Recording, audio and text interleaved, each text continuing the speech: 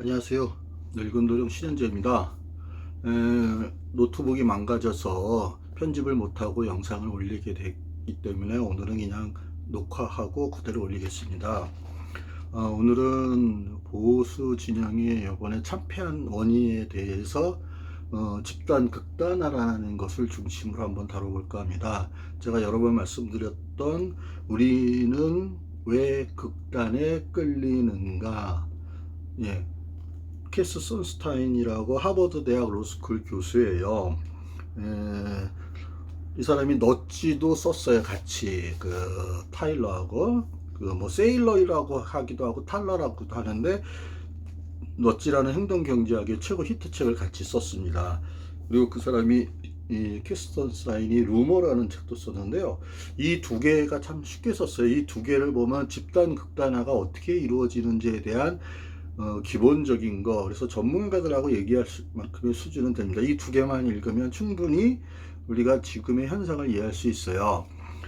가장 먼저 그 집단 극단화가 이렇게 점점 심해지는 원인을 먼저 말씀드릴게요. 그러니까 보수가 참패하는 원인은 제가 여러 번 말씀드렸지만 극우 유튜버나 조중동이나 이쪽이 너무 편향된 쪽으로 몰고 가고 실제적으로 거의 가짜 뉴스에 해당하는 것들을 계속 내보내면서 그 보수층 인사들, 그래서 자기가 신념이 그렇게 돼 있고 그 다음에 그쪽 믿음이 진실이라고 믿는 사람을 너무 극단까지 몰고 갔거든요. 그래서 그렇게 극단까지 갔기 때문에 중도에 있는 스윙층들은 도저히 그 사람들이 제대로 정신이 바뀐 사람처럼 안 보이는 거예요. 그래서 저들한테 정권을 맡겼다가는 나라가 절단나겠다는 걸 안 거거든요. 그래서 이쪽으로 넘어왔는데, 특히 이제 인터넷상에서는 그 정보가 많이 들어오지만 우리가 어떤 확실한 기준이 없다 그러면은 그 많은 정보에서 자신이 좋아하는 거를 듣게 돼 있어요. 그래서 정보의 폭포 현상이 이제 일상사로 일어납니다. 그래서 그런 거기에는 루머나 가짜뉴스, 조작된 거, 상징 조작 이런 것들이 너무 많아요. 그러다 보면 자신에 맞는 신념과 행동에 따라서 그 맞는 정보들을 취합하기 시작을 하면서 점점 더 자기는 빠져듭니다. 그래서 집단 극단화가 되는 확증 편향으로 하는데, 여기서는 캐스터스타인은 특히 유튜브 비디오는 앞으로 훨씬 더 많은 시청자들을 끌어들일 가능성이 높고 그것이 집단 극단화로 가는 폭포수 현상을 일으킬 거라고 했어요. 그 현존하는 그 수많은 학자들 중에서도 최상위층에 있는 이 사람이 이 책은 이 사람이 이 책을 쓴 거는 2009년이에요. 그러니까 이제 유튜브 초창기였죠. 그러니까 지금은 더 심해졌다고 봐요. 그러니까 오늘은 유튜브나 이런 것들의 단점에 대해서 말씀을 드리는 겁니다. 그래서 이제 사람이 이렇게 되면 뭐가 거짓이고 뭐가 진실인지에 대한 구별 현상이 없어서요. 그 다음에 이런 폭포 현상에, 집단 극단화로 쏠려가는 폭포 현상에 빠져버리면요, 자기 마음속에 있는 의문을 드러내질 못합니다. 그 안에서 버틸려면 방법이 없거든요. 그래서 가는데 그 단계들이, 루머나 가짜뉴스는 그걸 받아들이기 가장 쉬운, 그러니까 수용 문턱이라 그래요. 그걸 수용 문턱이 가장 낮은 사람한테 먼저 전염이 되고 그게 쫙 퍼져나가요. 그러면서 그게 퍼져나가다 보면 그거에 조금 관심 있는 사람이 이제 들어오게 되고 점점 극단화로 이제 가게 됩니다. 그러면서 이제 우리는 이런 현상에 빠지게 되는 거예요. 그래서 인지 부조와 인지 편향이 되고 편향 확증이 오고 이렇게 됩니다. 특히 요즘에 들어와서는 뭐가 있냐면요, 이 사람이 참 여기서 중요한 얘기를 했어요. 그러니까 한번 읽어드릴게요. 대개의 경우 사람들은 집단에 소속되면 혼자 있을 때는 절대로 하지 않을 일을 생각하고 행동으로 옮긴다는 것이다. 10대들도 집단에 속하면 혼자서는 하지 않을 모험을 감행하는 경향을 보인다. 이게 테러만이 아니라 N번방 사건도 똑같은 겁니다. 이런 현상이 일어나는 거예요. 그러니까 우리가 정치나 그 다음에 뭐 낙태, 뭐 그 다음에 게이나 동성애나 이런 문제, 레즈비언 뭐 이런 문제만이 아닙니다. 그 모든 분야에서 다 이렇게 나요. 그러니까 이 책에서는 뒤에 가면 어떤 것도 나오냐면은 2008년 금융위기를 이 사람은 집단 극단화로 봐요. 동조효과로 봐요. 그래서 사람들이 다 사니까 막 들어서 부동산 대출을 받아서 계속 막 흥청망청 쓴 거예요.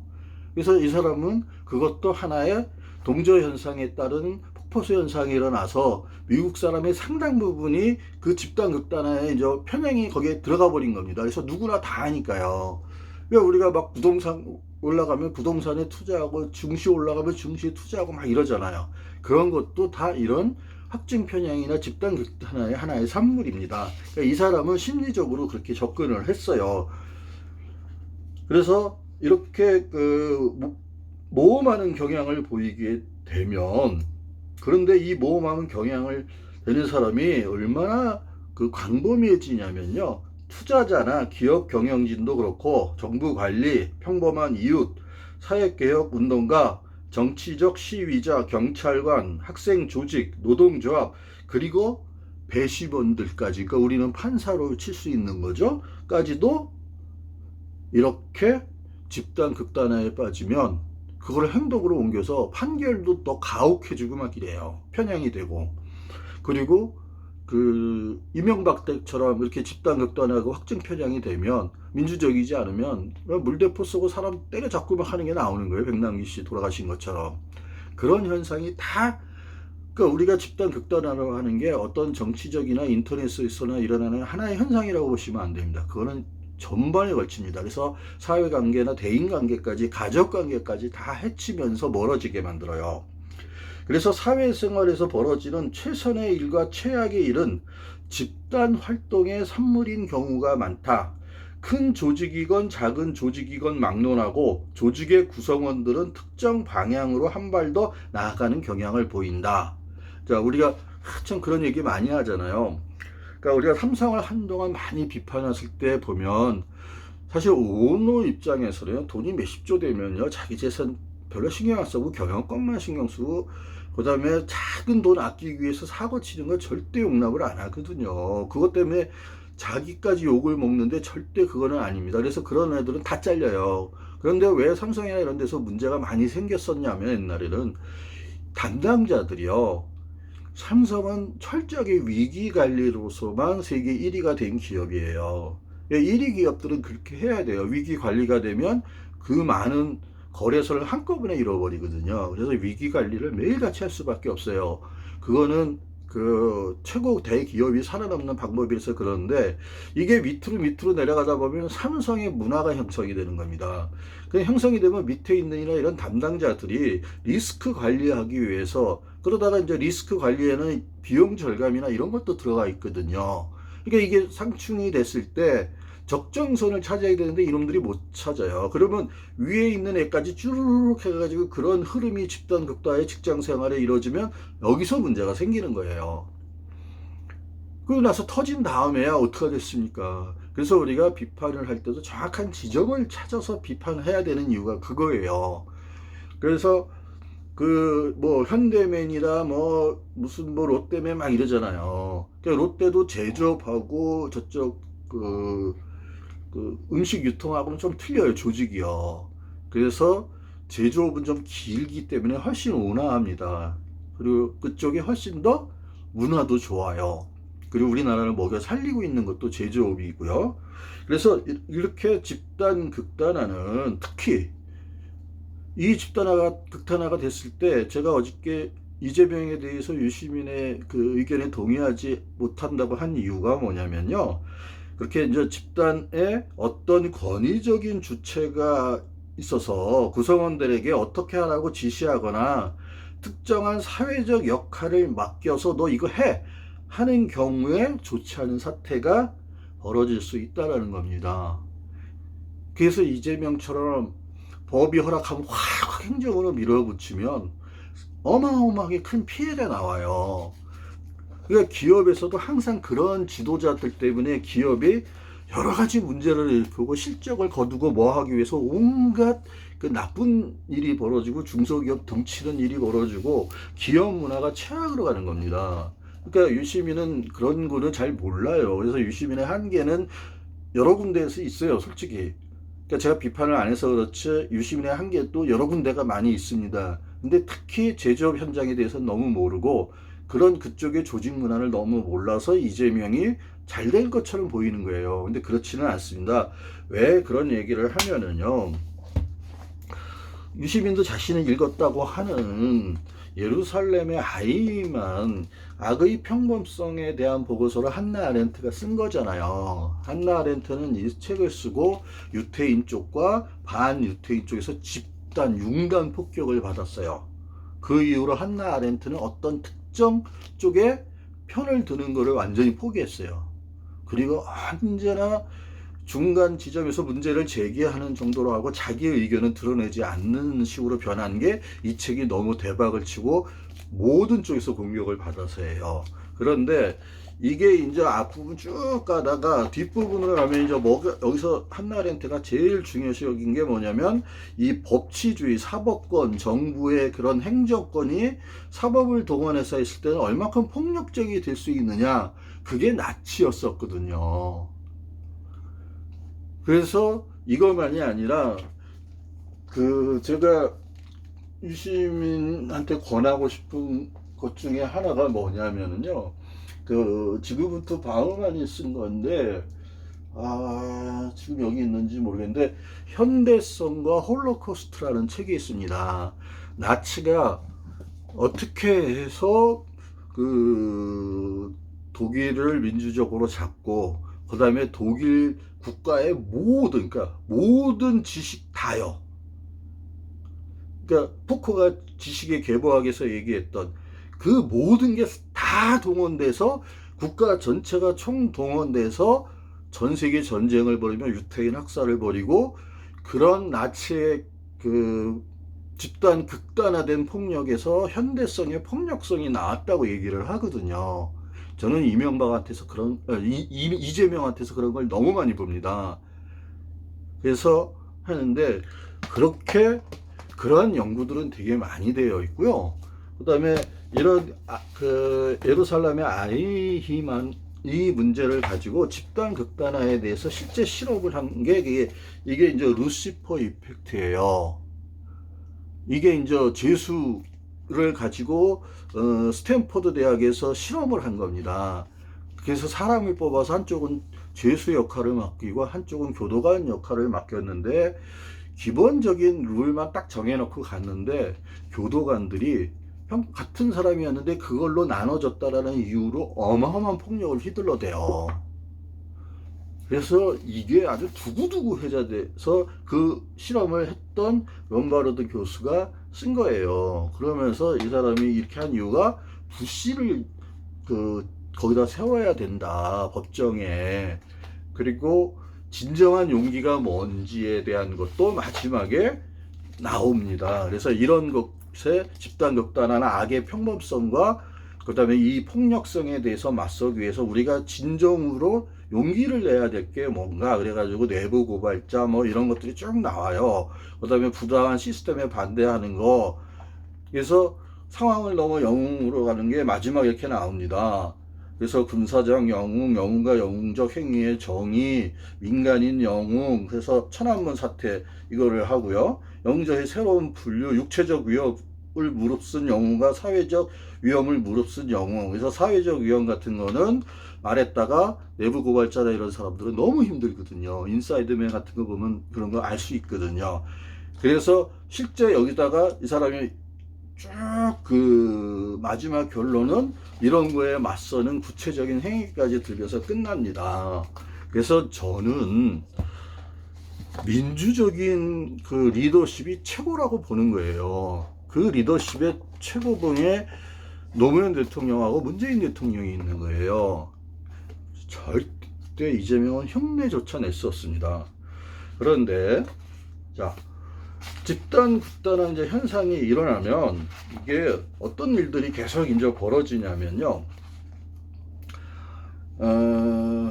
심지어는 이 집단 극단화를 극복하기 위해서 시민의 뭐에 답이 있다 뭐 이런 책이 있어요. 시민의 얘기에 답이 있단가 그건데 공론조사 수기민주주의를 하는 애들이 그것들에 관해서 많이 한 결과를 쓴 거예요. 그래서 수기민주주의는 뭐 하버마스가 가장 유명하고, 그 전에는 존 롤스가 원초 상태로 어떠한 그 기초 제도를 이루는 그것도 일종의 수기민주주의입니다. 그런데 존 롤스의 그거를 더 발전시킨 게 하버마스의 수기민주주의고, 그래서 공론장이나 상호 그 소통 이론 이런 것들이 그래서 나온 거예요. 상호 소통을 하게 되면서 수기민주주의를 만들고, 그때 쓰는 게 공론조사, 패널조사 이런 거예요. 단순한 여론조사가 아니라 모여서 토론을 하면서 조금 더 높은 수준에서 합의를 찾아가고 답을 찾아가는 거거든요. 그런데 그게 실제 해보면 어떻게 되는 경우가 더 많냐면요. 그래서 사람들을 모아놓고 실험을 해보면, 그래서 공론조사하고 비슷하게 공청회가 개판이 되는 이유도 그런 거고요. 수기민주주의를 했을 때도 실패가 더 많이 나옵니다. 그러니까 실험에서 사람들은 자기가 이미 아는 정보를 들을 때 지식, 능력, 신뢰도 면에서 자기 자신과 상대방 모두에게 더 후한 점수를 줘요. 그런 이때 어떤 문제가 일어나게 되냐면, 집단이 토의를 통해 올바른 방향으로 나가는데 필요한 정보를 도출해내는 게 아니라 바람직하지 않은 극단적인 방향으로 흐르게 된다는 거예요. 뭐냐? 자기하고 비슷한 정보, 자기가 아는 정보, 그것을 공유하는 사람들하고 한편이 돼서 그게 옳다고 밀어붙이다 보면 한쪽도 집단 극단화되고, 이거를 보고 이쪽도 집단 극단화가 되는 거예요. 그래서 극단적인 형태의 이제 평판 압력이 가해져요. 여기 들어와. 너 여기서 나갈 거야? 그러니까 사람들이 다수의 효과라고 거기에 짓눌려서 자기 의견을 말 못하고, 맞아 하고 이제 어떤 양극화된 집단적으로 끌려가게 돼요. 그럼 그걸 이제 평판 압력이라 그래요. 그것이 이제 극단주의와 확신, 일사불란함을 부추기게 되고요. 그렇게 되면 걔네들이 이제 움직이기 시작할 만큼 극단화되면 그때 선동꾼들이 나옵니다. 극단화된 선동꾼들이 나와서 행동으로 움직이게 만들어요. 그런 것이 보통 뭐 테러도 되고요. 그 다음에 그 댓글 테러 하는 거 있죠. 그것도 똑같은 계통입니다. 그 다음에 모든 사이트들이 점점 극단화되는 거예요. 그러니까 제가 그러니까 이게 정말 문재인 지지자인지 모르는 그 문파들한테 그런 집단 극단화된 일부 문파 사이트들이 있어요. 얘네들은 문재인 대통령의 리더십하고는 전혀 상관이 없는 집단화 극단화된 애들입니다. 얘네들은 문재인 지지라고 할 수 없는 애들이 집단으로 조리돌림을 해서 자기네들하고 자기네하고 의견이 다르면 그 사이트에서 다 쫓아냅니다. 그래서 저 같은 경우에도 5분도 안 돼서 쫓겨나고 강퇴당하고 막 이랬어요. 그런 게 일어납니다. 그게 폭력이 현실화되고, 인터넷과 현실에서 그대로 폭력이 되는데, 현실에서는 테러나 이런 거로, 그 다음에 범죄로 일어나고요. 인터넷에서는 그렇게 그 집단으로 공격해서 그 글을 공격하거나 조리돌림을 하거나 막 이렇게 합니다. 그래서 강퇴를 시키게 만들거든요.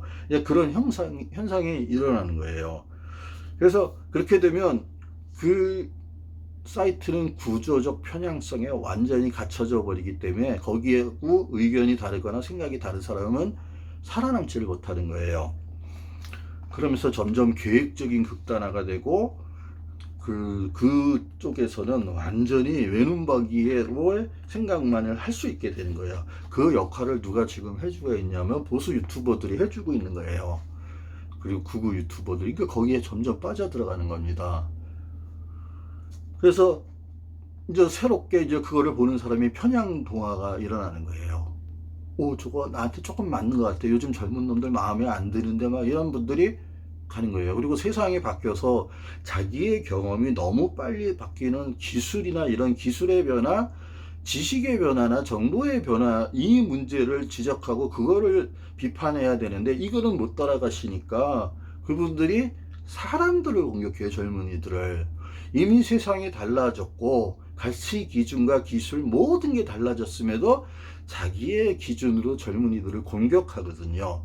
근데 젊은이들이 안 받아들이죠. 왜? 그분들이 말하는 게 지금의 현실하고는 너무 안 맞으니까 받아들일 수가 없는 거예요. 꼰대가 되는 거예요. 그러면 거기서 갈등이 커지거든요. 그럼 그런 분들이 자기 마음에 맞는 것들, 그러한 소리를 듣기 위해서 갑니다. 그래서 편향 동화가 일어날 수 있는 쪽을 찾아가게 돼요.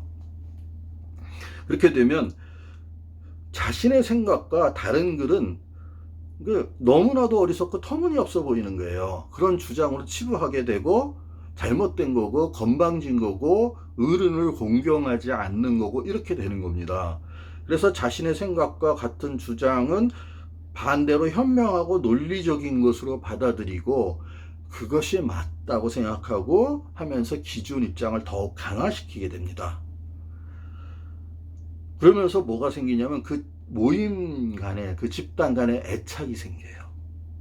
알게 모르게 자기네들 사이에 끈끈한 집착력이나 이런 것들이 생깁니다.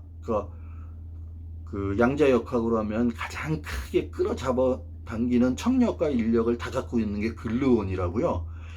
그 우주에서 존재하는 힘 중에서 제일 큰 거예요. 쿼크라는 것을 이제 잡고 있는 건데, 그러니까 쿼크로 이루어진 양성자와 중성자를 꽉 잡고 있는 힘이에요. 이거는 느리면 느릴수록 힘이 커지고 줄면 줄수록 힘이 줄어들어요. 희한해요. 그러니까 청력과 인력이 동시에 작용해서 그렇기 때문인데, 알겠듯 제일 강한 힘이에요. 그 힘으로 꽉 잡아서 자기보다 훨씬 질량이 큰 것들을 작은 거에다 압축을 하게 돼요. 그러니까 그런 개념이 일어납니다. 뭐 밴드웨건 효과 이 정도는 뭐 아주 저 밑바닥 얘기고요. 그거보다 훨씬 더 상위의 개념에서의 그런 뭉침 현상이 원자핵처럼 이런 뭉친 현상이 일어나고 강력한 집단 논리가 생기게 되는 거예요. 그리고 집단 애착이 생기게 되는 거고. 그러니까 이제 이렇게 돼서 되면 어떻게 되냐, 이제 반향실 효과에 갇혀 버려요. 그 소리만 들리는 거예요. 이제 거기 공간에 갇혀 있기 때문에. 그러면 어떻게 되느냐? 더 큰 문제가 뭐냐면은, 이렇게 된 사람들은요, 그 극우 유튜버들이 그 말도 안 되는 그 음모론이고 말도 안 되는 가짜뉴스 루머들을요 믿으려고 노력을 해요. 그리고 그걸 믿지 않으면 자기가 못 견디는 상황이 돼요. 그러면 이 사람들은 어떻게 되느냐? 자기 편의 문제는 절대 안 봅니다. 자기 편을 문제가 되고 자기가 속한 쪽을 공격하는 건 전부 다 죽일 놈들이 되는 거예요. 악마가 되고. 안 받아들이는 거예요. 그리고 증거나 제대로 된 얘기를 하면 증오하고 뭐하고 하는 거예요. 그 대상이 부모도 그렇게 가요. 뭐 저 형제 자매 친척 뭐 다 거기까지 공격이 갑니다. 안 받아들여요. 자기 생각이 옳다고 생각하는 겁니다. 어떠한 증거가 나도 안 받아들여요. 이런 사람들이 뭐를 고다부터 하게 되느냐? 자기네들이 정권만 잡으면 이걸 뒤엎을 수 있다고 생각을 하는 거예요. 그 사람들의 특징이. 그렇게 되면 정권을 못 잡게 되잖아요. 그러면 뭐냐? 상대편에 대해서 나쁜 것만 찾아가서 그것만 하고 어떻게든지 음모론을 만들어내요. 아까 선동꾼이 있다 그랬잖아요. 그래서 계획적 선동꾼과 집단 극단화할 때 그 극단화 선동꾼들이 그러한 소스를 던져주면 그거를 가지고 얘네들 그 소스를 던져주는 애들은 이미 프레이밍화 돼 있고 이런 걸 다 아는 애들이거든요. 그래서 그걸 던져주는 겁니다. 그러면 그걸 가지고 자기 편의 문제를 안 보고요. 상대편에서의 문제되는 것들을 계속 그것만 공격하는 거예요. 근데 이게 사실이 아닌 거로 드러났어요. 그러면 요거는 싹 빼요. 요거 공격해요. 그 다음엔 이것도 또 사실로 드러났어요. 그럼 또 싹 빼고 요걸 공격해요. 그러니까 사실로 드러나고 진실이 뭔지 다 드러나도 이걸 받아들이는 게 아닙니다. 이거는 그냥 얘기 사이에서 그냥 빼버리는 거예요. 그리고 그 다음에 나쁜 것들을 찾아가는 겁니다. 그렇기 때문에 아무리 진실과 사실과 얘기를 해주고 팩트와 트루 진실 이런 걸 얘기를 해줘도 안 받아들이고요. 그런 얘기를 하면 더 화를 내고 막 성질을 내고 가족관계까지 끊어버리고 이런 일이 생기는 겁니다. 근데 나이 드신 분이 더 그래요. 이게 왜냐면 나이가 들면 뇌가 그렇게 돼요. 좀 편협하게 됩니다. 그거는 뇌과학을 공부하다 보면은요, 누구나 할 수 있는 겁니다. 아인슈타인도요, 70세 때 뇌가 수축이 돼서요, 아인슈타인이 죽은 다음에 뇌를 기증해서 그거는 보존하고 있는데요, 우리 같은 평범한 사람 뇌보다 작아요. 예, 그 사람도 그 70세 이후에 아인슈타인도 뇌가 수축이 됐고, 그리고 아인슈타인도 일반 상대성 이론을 낸 이후로는 특출한 이론을 낸 게 없어요. 그리고 마지막에 우주에 존재하는 네 가지 힘을, 이게 이제 이거를 다 합치면 만물 이론이 돼요. 완벽한 대통일 이론이 됐는데, 이게 이제 요즘에 M 이론, 끈 이론, 촉근 이론 하는 게 이제 그 후보로 올라가 있는데, 아무튼 그 일반 상대성 이론의 중력하고 그다음에 양자역학을 합치는 작업이 그게 어마어마하게 힘듭니다. 수시로 무한대가 나오고, 그래서 계산을 하다 보면은 더 이상 안 되고 하는 지점이 있어요. 그래서 그걸 억지로 트릭을 써서 요런 트릭 저런 트릭 수학적 트릭을 써서 촉근 이론이나 M 이론자들이 자기네들은 완성됐다고 주장하는데, 그런 이론들이 여러 개요. 무한물의 이론이 여러 개일 수는 없거든요. 하나일 수밖에 없거든요. 그러니까 이제 아직도 한계가 있는 건데, 마찬가지로 이제 이쪽 사람들도 양자역학에서도 그렇게 하나의 완전한 거를 찾으려고 그러다 보면 여러 가지 부작용이 생기거든요. 근데 마찬가지로 이쪽도 그렇게 되는 거예요. 그러니까 다른 것들은 그러니까 그 만물의 이론을 만들 때, 그 M 이론을 만들 때, 통일 이론을 만들 때 트릭을 써서 이거를 하지, 이거하고 상충이 나는 거는 기각을 시켜버립니다. 양자역학에서도 똑같은 일이 인간 세상에서도 똑같이 벌어지는 거예요. 그래서 자기가 보고 싶고 듣고 싶고 말하고 싶은 게 아닌 것들은 다 끊어요. 심지어는 가족관계도 끊습니다. 그런데 이 선스타인이 이렇게 이제 집단 극단화가 된다면, 그러면 마지막에는 이거를 어떻게 극복할 것인가에 대한 것을 이제 끝에 가서 조금 써요. 좀 쓰는데, 여기서 뭐 민족주의가 집단화돼서 집단 학살하고 뭐 이런 것까지 쭉 하면서 거의 모든 분야에서 이런 것들이 일어난다. 경제에서 일어난 것, 뭐 극단화 현상, 뭐 이런 것들 해가지고 뭐 테러리즘, 그다음에 조직 간의 다툼, 기업 간의 다툼, 뭐 진영 간의 다툼, 이익 집단 간의 다툼, 뭐 이런 것들이 쭉 나오면서 극단주의를 어떻게 막을 것인가 부분에 들어가서 이 사람이 첫 번째로 한 게 뭐였냐면은, 첫 번째는 많은 보수주의자들의 지지를 받는 전통주의와 관련이 있고, 두 번째는 결과주의, 그리고 세 번째는 이건 미국이니까 미국의 건국 과정에서 중요한 역할을 하는 견제와 균형에 관련이 있다고 했어요. 그런데 첫 번째로 이제 보수주의자들이 지지하는 전통주의를 한 이유가 뭐냐? 그러니까 그 편견이나 이런, 그러니까 전통적으로 오래온 거는요, 집단 극단화되거나 이런 것들은 일관성이 없는 변덕이 가져오는 거나 이런 것들은 걸러내져요. 진정한 보수주의는 그렇게 됩니다. 그래서 살아남아 온 것들이 쌓여온 것들이거든요. 그래서 그 전통으로 너무 튀어나가는 사람을 막아주는 역할을 해야 돼요. 그런데 보수주의자들이 먼저 극단화돼 버리니까 극으로 가버리니까 안 되는 거고, 나이 드신 분들이 이런 부분을 해내야 되는데 요즘은 안 하신단 말이에요. 왜? 세대가 바꾼 걸 못 쫓아가요. 그 기술이나 변화를. 그러나 그것 말고 다른 방식으로 할 수 있습니다. 예를 들면 사람들이 각자 나름대로 자신의 이성에 따라 삶을 사는 것은 위험하다. 왜냐하면 이성의 수준이 너무 보잘것없는 사람들도 있기 때문이다. 그런 경우에는 여러 나라와 세대들이 쌓아온 경험과 그리고 수많은 검증을 거쳐서 살아남은 이성을 활용하는 편이 낫다. 이러한 이성은 거의 그 공준이나 공리 수준까지 올라오는 거예요. 오랫동안 살아나왔기 때문에 이런 이성은요.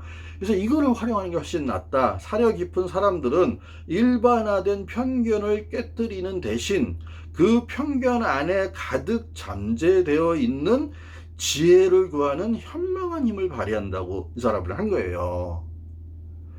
그래서 집단화, 극단화 됐을 때 거기에서도 집단화, 극단화가 되기 전에 이들한테 더 좋게 발전할 수 있는 지혜가 최초의 단계는 있었거든요. 그거를 찾아내서 그거를 막아야 되는 거예요. 그래서 연세 드신 분이 뭐 젊은 놈들이 맨날 뭐 꼰대 하더라도 꼰대 역할도 필요한 겁니다. 이렇게 됐을 때는 보수주의가 필요한 거예요. 그러니까 제가 원하는 보수주의가 이거예요. 그리고 저는 가족의 중요성을 여기는 게, 혼자 사는 거엔 저는 되게 반대합니다. 그거는 완전히 기업들만을 위한 거고요. 혼자 살다 보면은요, 이런 문제들이 혼자 살기 때문에 주변에 자기를 제어해 주거나 자기하고 다른 생각을 갖고 있는 가족들이나 이런 사람들이 없기 때문에 쉽게 자기가 좋아하는 쪽으로 집단화 극단화가 돼요. 그래서 저는 혼자 사는 거는 별로 동의하지 않습니다. 그리고 지구온난화 이런 거에도요, 최악입니다. 왜 혼자 살면 한 집에서 가족이 모여 살면 냉장고 하나에 뭐 하나에 뭐 이런 거 몇 개만 있어도 살아요. 그런데 혼자 살면 4인 가족이면 각각 집에 모든 전자제품을 다 둬야 됩니다. 그러면 4배로 늘어나는 거예요. 지구온난화에 방출하는 게 4배로 늘어나는 겁니다. 그래서 보수주의자들이 해야 될 일이 있는 거예요. 그래서 버크의 사상이 직접 이 일을 제기하면서 뭐 했지만, 국민들은 앞선 세대와 다른 나라들이 가진 생각을 존중하면서도 지나간 유물과 간섭 인물들을 맹목적으로 따르진 않았다. 그런 것들에 매몰된 나머지 자신들이 내린 올바른 판단과 상황인식, 스스로의 경험에서 얻은 교훈을 무시하지 않았던 것이다. 이게 미국이 강해졌다라는 얘기예요. 그래서 전통을 받아들이되 그거를 무작정 신봉하지는 않았으며, 거기서 지혜를 얻어내서 그걸로 후세대에 전해준 거거든요. 근데 요즘엔 기술이 발전이 워낙 빨라서 그렇게 되기가 되게 힘든 세상이 됐지만, 그래도 앞으로 이런 집단 극단화를 맞으려면 그런 보수주의적인 면모도 되게 중요합니다. 그래서 이 집단 극단화가 또 심해지는 이유 중에 하나, 이게 우리 아이들이에요. 제가 누누이 말씀드렸던 포트만이 쓴 건데, 여기서 제가 이 현상이요, 우리가 말하는 JTBS 보지는 않았어요. 내용 자체를. 저는 그런 걸 방송한다는 자체가 너무 화가 나서 안 봤는데요. 스카이캐슬인가요? 근데 미국도 스카이캐슬이 이제는 일반화돼 있어요. 근데 여기서 정말로 놀라워서 제가 하면은, 그러니까 미국이라는 게 얼마큼이냐, 미국에서의 불평등은 점점 더 교육, 즉 우리의 지식 기반 경제에 있어서, 지식 기반 경제입니다, 지금이 희소 자원이며 부모의 사회 경제적 지위와 밀접하게 관련된 척도인 교육을 통해 조정되고 있다고 해요. 그러니까 요즘에는 중산층도 세습자본주의를 하고 할 때 지식이나 이게 지식 기반 경제가 되다 보니까 지식이 중요해요. 근데 부모가 전문가면 훨씬 유리해집니다. 그리고 전문가끼리는 연결이 돼 있어서 자식들을 그러한 네트워크로 넣어줘요. 그럼 앞서가는 거예요. 따라갈 수가 없는 거예요. 교육이 점점 그렇게 되고 있는 거예요. 그러면서 더 큰 문제가 뭐냐면, 두 가지 이유에서 사회적 경계를 넘어서는 결혼의 중요성을 얘기를 하는데요. 첫째로, 우리는 대부분 우리가 만나온 사람과 결혼을 합니다. 물론 요즘에는 데이트 사이트, 인터넷에서 설명하는 수많은 데이트 속에 그런 앱들이 있어서 하지만, 실제 모여서 결혼할 때는요, 비슷한 사람들끼리 결혼을 결국은 하게 돼요. 그런데 우리가 경계선을 더 많이 넘나들수록 젊은 사람들은 더 다양한 계통의 배우자를 만나게 됩니다. 둘째로, 경계를 넘어서는 결혼의 비율 증대는 경계선을 넘나드는 상호작용을 일으켜 미래에는, 그리고 적어도 확대 가정 내에서는 더 빈번하게 경계를 넘는 결혼이 일어날 것이라는 것을 함축하고 있어요.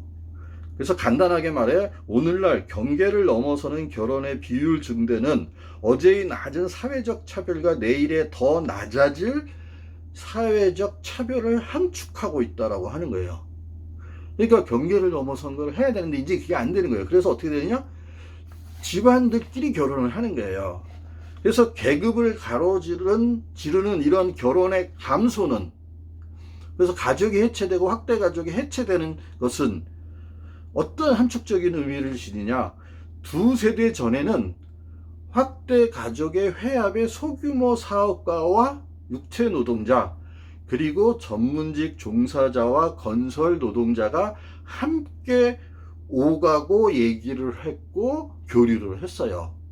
그러나 늘어나는 동적 결혼, 여기서는 자신의 사회 계급 내에서의 결혼을 말합니다. 이런 동적 결혼의 입이 점점 많아지면서 계급을 가로지르는 이 가교, 우리가 뭐 신분 이동이라기도 하지만 이거는 서로가 소통하는 가교를 말해요. 통로요. 네트워크 통로가 더욱 축소되는 거예요. 그래서 오늘날 자신의 혈족 네트워크, 가족이나 혈족, 그러니까 자신의 혈족 네트워크가 자신과 동일한 계급 배경에서 비롯되는 경향이 있음을, 그리고 미래에는 그러한 경향이 더 늘어날 것임을 확인해 주고 있다고 말해요. 그러니까 요즘에 우리가 막 결혼 안 하는 거는 조금 다른 현상이라서 그건 다르게 설명을 해야 되지만, 이렇게 결혼이나 이런 문제도 점점 세습 자본주의나 차별화되면서 계급상이 벌어지는 거예요. 그러니까 예전에는 노동자나 이런 사람들이 건설 노동자나 전문직인이나 사장이나 같이 모여서 가족이 모이면 얘기를 다 했단 말이에요. 그러니까 서로를 이해할 수가 있었던 거예요. 근데 요즘은 잘 사는 사람들은요, 이 어렵게 사는 사람을 모르는 거예요. 어떻게 사는지 아예 몰라요. 그러니까 일배하는 애들이 왜 그러냐면 몰라요, 걔네들. 그리고 해외 유학 가고 잘 사는 놈들이요, 아랫사람이 어떻게 사는지 몰라요. 하위층들이. 그 이유가 뭐냐? 어렸을 때부터 그렇게만 그런 것만 보고 자라왔기 때문에 세상이 그런 줄 아는 거예요. 그래서 점점 극단화되고 서로 소통이 안 되는 거예요. 그러니까 계속 싸움이 계속 벌어지는 거예요, 이게. 그래서 지금 극우 유튜버들이 그거를 너무 해서, 그래서 이 빠른 시대의 흐름, 이 불확실성의 시대에서, 그리고 평생을 공부해야 되는 이 시대에서 자꾸 나이 드신 분들이 옛날의 생각이 있어서 자기가 대접을 받아야 되는데 못 받는 거에 대한 불만을 그런 식으로 그런 애들의 얘기에 끌려가게 되는 겁니다. 그러다 보니까 보수 전체가, 그다음에 나이 드신 분이 한꺼번에 집단 극단화와 점점 하향 평준화가 되고 있는 거예요. 그래서 보수가 요번에 망한 겁니다. 그러니까 극우 유튜버가 보수 세력 전체를 망하게 만들었고요. 그리고 그들을 대구와 경북이나 일부 지역에 한정지어서 거기서 지들끼리만 살게 한 거예요. 그러나 요번에 그쪽에 득표율은 올라갔단 말이에요. 그러면 이제 한 세대만 더 지나면 거기도 이제 진보적이거나 중도적인 사람이 훨씬 많아질 수 있다는 얘기예요. 그래서 한 2번 정도의 그 국회의원 선거나 지방선거를 치르면 거기에 지형도 바뀔 수가 있습니다.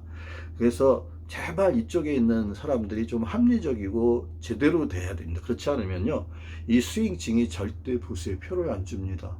왜 스윙층이, 그 많은 스윙층들이 문재인 대통령의 그 향후 국정을 밀어주기 위해서 마음에 안 들더라도 민주당을 찍었겠습니까?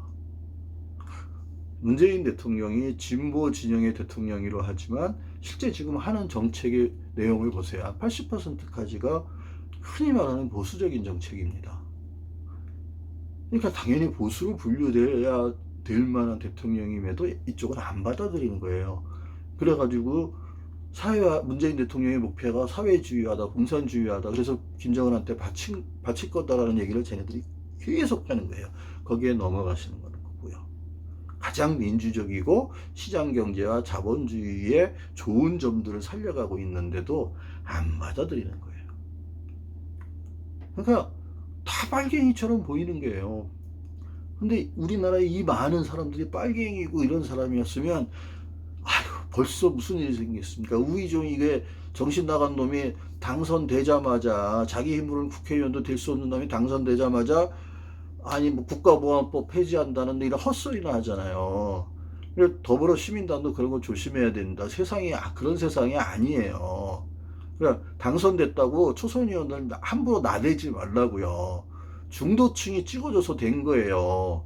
근데 그 따위 허접 미친 그런 소리 하지 말라고요, 우의정 씨. 제 보수 진영에서는요, 그 광우병 부분은 정말 보수 진영에서는 한이 맺힌 게 있어요. 왜냐면 그거는 걸릴 확률이 너무 적거든요. 그때 우리가 들고 일어났던 거는 이명박의 일방통행 때문이었었어요. 그리고 노무현 대통령을 죽음에 몰고 간 것 때문이었고, 국민의 뜻을 무시하고 반민주적으로 갔기 때문에 다 들고 일어난 거고, 쇠고기는 단초가 됐을 뿐이에요. 그때 많이 활약을 하셨는데 그게 너무 지나치게 공포를 했다라는 거는 사실이잖아요. 보수들은 그런 그 가슴에 한 같은 게 있어요. 그거는 진보 진영에서도 그건 이해를 해줘야 되는 부분입니다. 그런데 되자마자 막 뭐 국가보안법을 그런 소리 하지 마.